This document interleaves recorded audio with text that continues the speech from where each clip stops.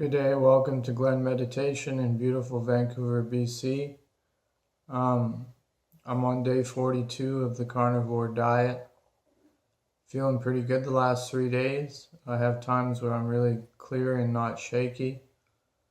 Other times I go back to having the tremor, but that's just normal, to seesaw in and out of these things. I'm starting to think that this diet might catch on more than people think. I even wonder if there'll be carnivore diet restaurants in the future where you go in and just like a vegetarian restaurant, there's only meat on the menu and bone broth and cheese and eggs and stuff. It'd be kind of interesting to see if that happens.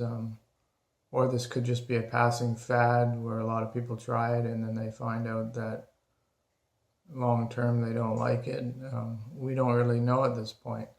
Why I'm trying this diet is I have Parkinson's disease and I don't like taking medication, so I'm looking for natural solutions to the disease, and so I'm just one of the early adapters to trying this, and we'll see what happens long term. So far I noticed that it definitely increases libido. That's one thing, so that should make the diet popular in itself for guys over 40 and stuff like that. But if it's increasing libido, it's definitely in some way increasing health, and that's what I feel for the diet. It makes me feel younger so far, and it definitely doesn't take away Parkinson's instantly. Well, and probably nothing is going to do that. The diet is challenging in that it's so simple. I don't find it expensive. It's easy. You just look for sales on meat and buy 10 or 15 packs of steak or hamburger at the same time, and you can get some good deals. I think the challenge is that for some people they'll want more variety, but that's part of the training. We do these things for 30 days or 60 days or anything to try to teach ourselves to break the habits.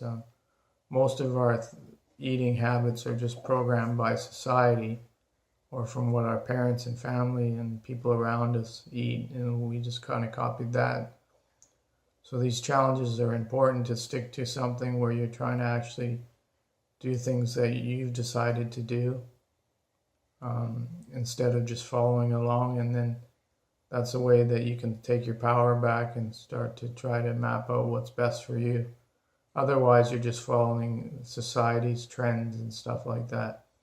And with health, and particularly nutrition, we just get so many studies, and whether they're true or not gets all really mixed up in what's the agenda of the studies and who's doing it and what parts of the studies got messed up. And so eating based on studies is just really confusing. I think you need to see yourself as an individual and figure out what works best for you, and that's kind of difficult because we can't really see the long term and stuff like that. So even with this diet, I'm just going along and seeing how I go day to day, and I'm not sure how it'll affect me long term. But unless people do these studies and work on themselves and report back, we'll never know. I can just tell you at day 42, I feel better than when I started this diet. I feel younger, I feel stronger, much easier than fasting, where you feel hungry all the time. With this diet, you eat till you're full, so it's good for that. So far I'd have to say the benefits of this diet are good, and just encourage people, whatever diet you want to get into, is don't get caught up in all the studies and all the arguments, and try to stay away from agendas that people have. There's definitely a thing in people that they want people to follow along with, what they're doing, and it's important to figure out for yourself what works for yourself. Anyhow, take care. Have a good day. Bye-bye.